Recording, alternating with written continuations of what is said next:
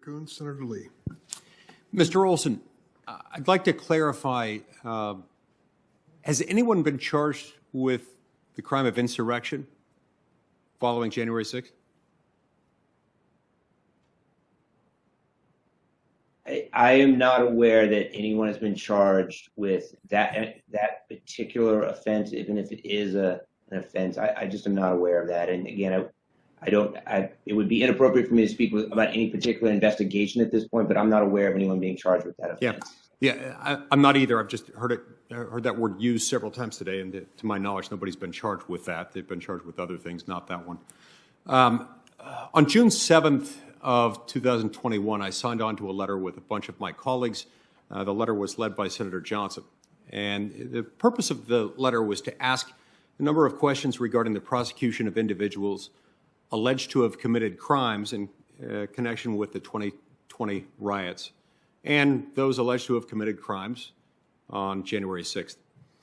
Despite the best efforts of my staff to work with the Department of Justice to narrow the scope and prioritize certain questions, we didn't receive any answer until October 22nd, over 4.5 months after we sent the letter. Now, ordinarily, you'd think that when you've got more than 4.5 months to respond, that you'd submit a response that was at least good or thorough. But to my great astonishment and dismay, the letter failed to answer a single question that we asked, not one. I mean, it was a statement of platitudes and cited publicly available resources about general policies. There was not one answer to a single one of our questions. It's a little bit troubling when you've got members of the United States Senate charged with an oversight responsibility over the Department of Justice to have a 4.5-month delay followed by a complete refusal to engage. So I'd like to ask some questions based on that letter, and happy that I get the chance to do so here under oath, where I don't have to wait 4.5 months only to be given a non-responsive answer. So first, I'd like to know, did federal law enforcement utilize geolocation data from cell phones to track protesters associated with the unrest in the spring and summer of 2020?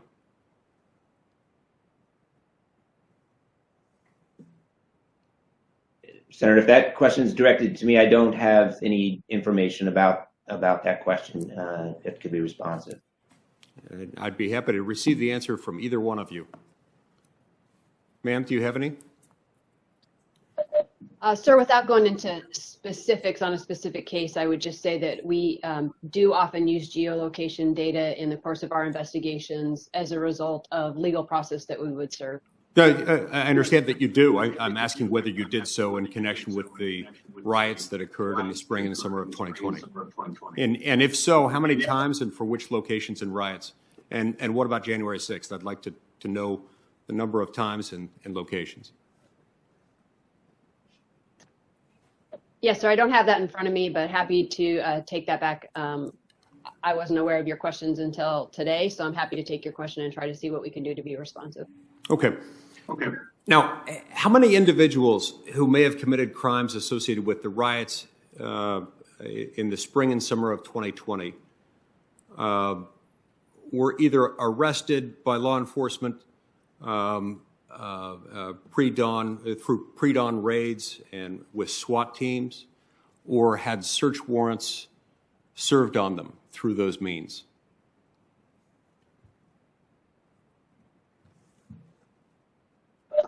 Sir, I don't have the particular numbers of arrests and or the specific nature of the op plan that might have been around that in front of me.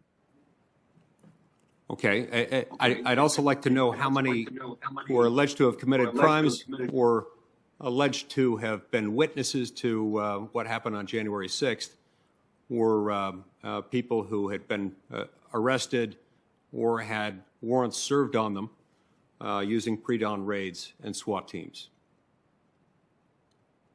Can you tell me at least an approximate number, or whether it's a comparable number to those who had those executed or arrested in connection with the spring and summer riots of 2020?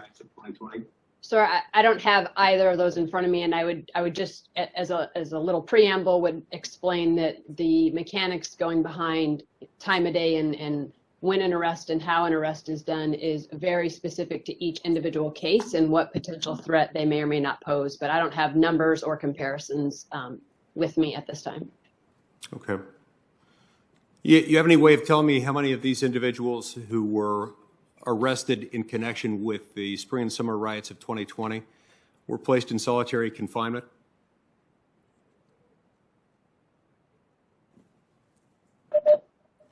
I don't have that, and I'm not exactly sure that the FBI would house that data, but I definitely don't have that, and I'm not sure we would have that. We could probably figure out how to direct you to the right organization for that. Mr. Olsen, do you have any idea how many of these individuals were offered deferred resolution agreements? That is, the individuals arrested in connection with offenses during the spring and summer of 2020? I do not, Senator, have that specific information. Some of those cases, of course, are still ongoing out of that time period, as are the January 6 cases. I don't have any information about how many cases have been resolved via plea offers or plea agreements versus going to trial. Okay. I see my time's expired. I'm going to ask the two of you to answer these questions and others that I will submit as questions for the record. I understand that you've got big jobs to do, but I don't want 4.5 months to elapse again, and I certainly don't want a response that is non-responsive. Thank you. Thank you, Mr. Chairman. Mr. Olsen, how many people have been charged with crimes of violence in connection with the events on January 6th? Senator, I'm not sure exactly how many have been charged with crimes of violence. I know that there are many. Okay. How many have been charged with nonviolent crimes? I don't have the numbers of people charged, whether at the state or federal level. I know that Okay. How many people are currently incarcerated concerning the events of January 6th? I don't know the number of people incarcerated. Again, I know that I how do many? have, Okay, let me ask you that. Look, we have limited time, so I don't want you to filibuster. You either know the answer or you don't. How many people have been placed in solitary confinement concerning the events of January 6th? I don't have any information about that, Senator. You know, Mr. Olsen, I will say it was sad. Senator Lee just asked you about this. Back in June of 2021, Senator Lee and I and two other senators sent a letter to the Department of Justice asking these questions, asking about the differential prosecutions. Let me ask you, during 2020, Black Lives Matter and Antifa riots all across the country, there were over 700 police officers injured by Black Lives Matter and Antifa riots. How many people have been charged with crimes of violence concerning those riots all across the country? I don't have information on how many. I would say, hundreds of people, as Ms. Sanborn. You would say, but you don't know. You know, when we asked you why the Biden Department of Justice has such wildly disparate standards going after January 6th, targeting some people who committed crimes of violence, and anyone who commits crimes of violence should be prosecuted, but also targeting a lot of nonviolent individuals, we asked you, why is it that you won't target the rioters and terrorists who firebomb cities across this country? The answer we got from the Department of Justice was shameful. On October 22nd, you came back and said, quote, "The department has dedicated investigative and prosecutorial resources commensurate with the significance of these events." By significance, I guess it means the political benefit to the Biden White House. And I will tell you, there are a great many Americans who are understandably deeply concerned about the politicization of the Department of Justice under President Joe Biden. It has been 218 days since we sent you that letter. DOJ refused to answer the letter. Today, when Senator Lee and I asked you about it, your answer to every damn question is, I don't know, I don't know, I don't know. You're under oath. You may believe at the Department of Justice that you are unaccountable to the American people, but that is not the case. And the wildly disparate standards are unacceptable. Ms. Sanborn, I want to turn to the FBI. How many FBI agents or confidential informants actively participated in the events of January 6th? Sir, I'm sure you can appreciate that can't go into the specifics of sources and methods. Did any FBI agents or confidential informants actively participate in the events of January 6th? Yes or no? Sir, I can't answer that. Did any FBI agents or confidential informants commit crimes of violence on January 6th? I can't answer that, sir. Did any FBI agents or FBI informants actively encourage and incite crimes of violence on January 6th? Sir, I can't answer that. Ms. Sanborn, who is Ray Epps? I'm aware of the individual, sir. I don't have the specific background to him. Well, there are a lot of people who are understandably very concerned about Mr. Epps. On the night of January 5th, 2021, Epps wandered around the crowd that had gathered, and there's video out there of him chanting, "Tomorrow, we need to get into the Capitol, into the Capitol." This was strange behavior, so strange that the crowd began chanting, "Fed, Fed, Fed, Fed, Fed, Fed." Ms. Sanborn, was Ray Epps a Fed? Sir, I cannot answer that question. The next day, on January 6th, Mr. Epps is seen whispering to a person, and 5 seconds later, 5 seconds after he's whispering to a person, that same person begins to forcibly tear down the barricades. Did Mr. Epps urge them to tear down the barricades?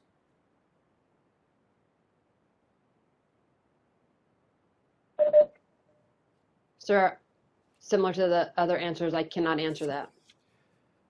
Shortly thereafter, the FBI put out a public post seeking information on individuals connected with violent crimes on January 6th. Among those individuals, in the bottom there, is Mr. Epps. The FBI publicly asked for information, offering cash rewards leading to information leading to the arrest. This was posted, and then, sometime later, magically, Mr. Epps disappeared from the public posting. According to public records, Mr. Epps has not been charged with anything. No one's explained why a person videoed urging people to go to the Capitol, a person whose conduct was so suspect the crowd believed he was a Fed, would magically disappear from the list of people the FBI was looking at. Ms. Sanborn, a lot of Americans are concerned that the federal government deliberately encouraged illegal and violent conduct on January 6th. My question to you, and this is not an ordinary law enforcement question, this is a question of public accountability. Did federal agents or those in service of federal agent actively encourage violent and criminal conduct on January 6th?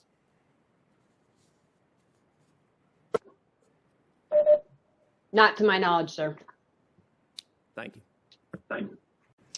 Mr. Olsen, on July 28, 2020, you signed a public letter attacking the Trump administration for using Department of Homeland Security officers to help protect the federal courthouse in Portland from violent rioters. That letter stated, quote, "Plainclothes officers in unmarked vehicles should be used only in limited capacities and clearly identified circumstances. Crowd control is not among those circumstances." Mr. Olsen, on January 6, 2021, did the Department of Justice or FBI have any plainclothes officers among the crowd at the Capitol? Senator, I'm not aware of whether or not there were plainclothes officers in among the crowd at the Capitol on January 6th. Did any plainclothes officers enter the Capitol on January 6th? I don't know the answer to that, Senator. Mr. Olsen, I got to say your answers to many questions today are disappointing because they boil down to essentially, I don't know. Did you prepare for this hearing? Did you know this hearing was happening before this morning?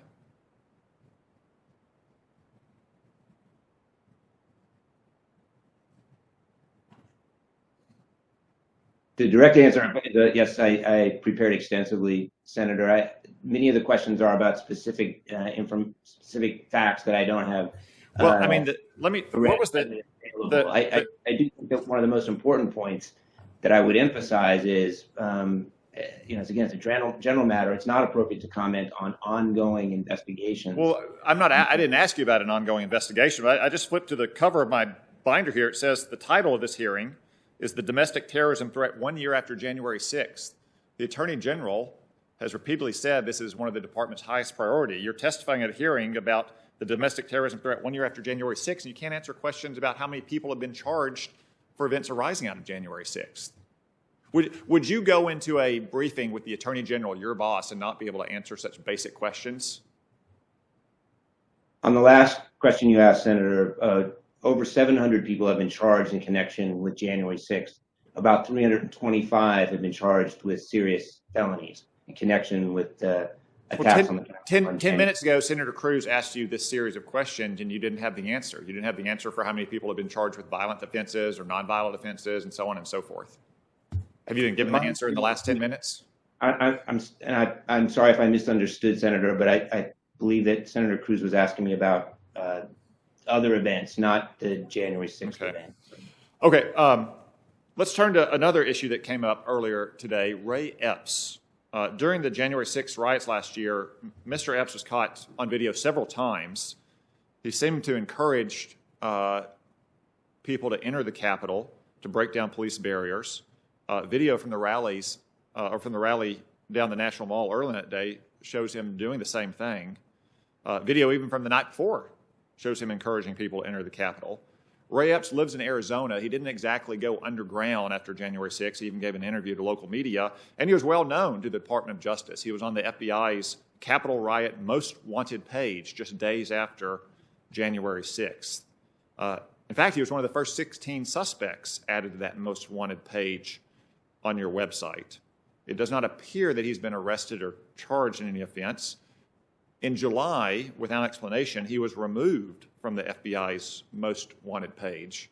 Mr. Olsen, who is Ray Epps, and why was he removed from the FBI's Most Wanted list?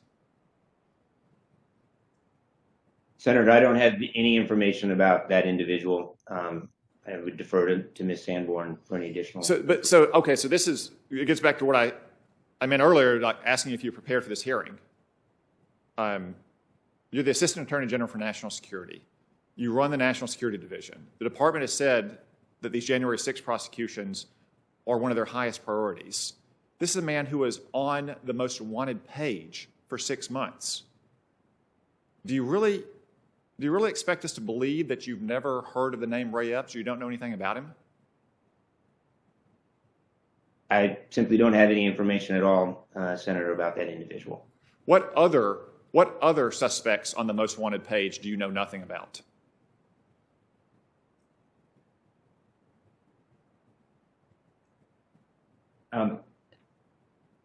Senator, let me ask you this: Can you name anyone else on the Department of Justice's Most Wanted page?